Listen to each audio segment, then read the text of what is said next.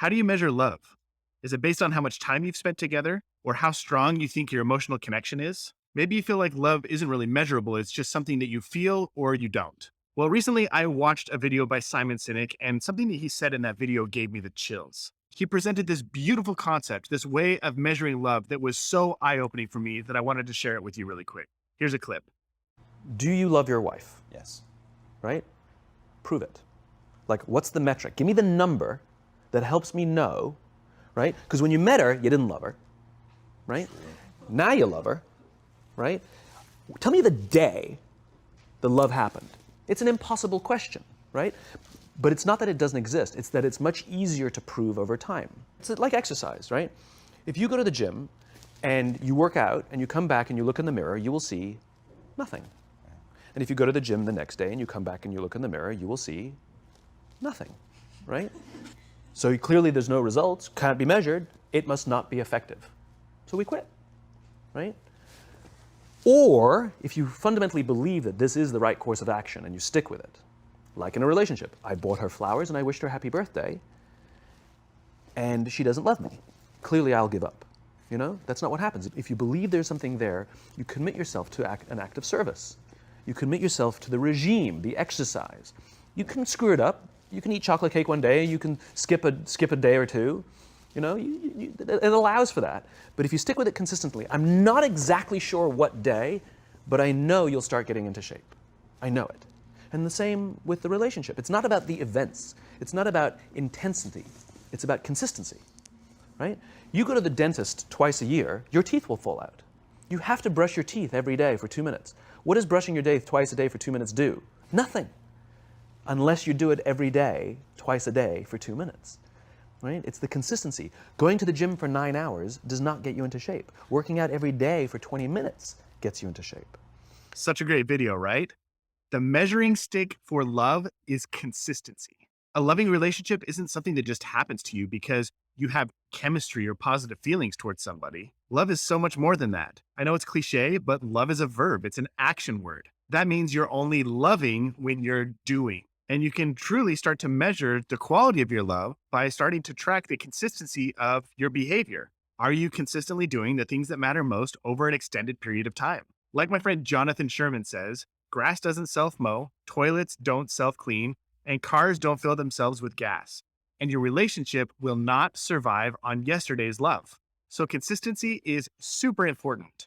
But how you invest in your relationship is just as important. There are a lot of people who consistently invest in their relationships, but they're investing in the wrong things. And that's one of the big reasons that marriages just like yours with two people who started out madly in love with each other fail every single day. Here's some examples of things that couples who are consistent with the wrong things do on a regular basis. They are consistently short-tempered. They consistently wait for their partner to initiate sex. They consistently shut down and withdraw when they're feeling overwhelmed. Or they consistently attack their partner with criticism when they aren't getting their needs met. That type of consistency will send your relationship right into roommate syndrome or divorce. It's kind of like cutting your lawn with scissors. You can be as consistent as you want, but it's probably not going to get you the results you're looking for. So the thing I want to hammer home here is consistency is absolutely vital if you want to have an incredible relationship. It's the measuring stick for your love, but consistency is not enough. The other half of the equation is knowing what you need to be consistent with so you can have the type of relationship that you want.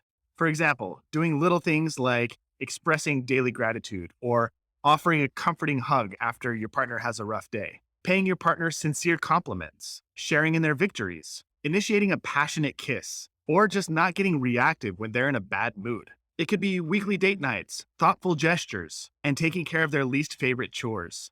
Dr. John Gottman's research showed that couples who end up staying married, they respond positively to each other's bids for connection about 86% of the time. And couples who end up getting divorced, they only respond positively about 33% of the time. So my point here is that the type of love that you have, the type of partner that you are, can be measured by how consistently you show up and do the things that matter the most. If you truly care about your marriage, if you really love your partner, not just the feeling love, but the action love, then you're going to invest every single day. So now for the most important questions. Do you know what actions matter the most in order for you to have the relationship that you want? And are you consistently doing those things? Answer honestly, because really, the fate of your marriage hinges on the answer to that question.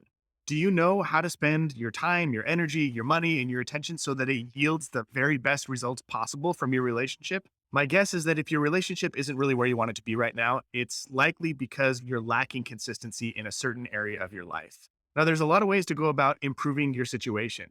You could listen to podcasts to get inspiration. You could read some books. You could hire a therapist or a coach. You could join a men's group or a program like mine. But one thing I know, having helped thousands of couples improve their relationship, is that doing nothing will not make things better. Relying on hope that miraculously your circumstances might change, it's a strategy that will fail you. So my one invitation for today's video is that if you're lacking in consistency, or if you're lacking in the knowledge of what you need to do in order to have the type of relationship that you want, that you take action. So here's my commitment to you.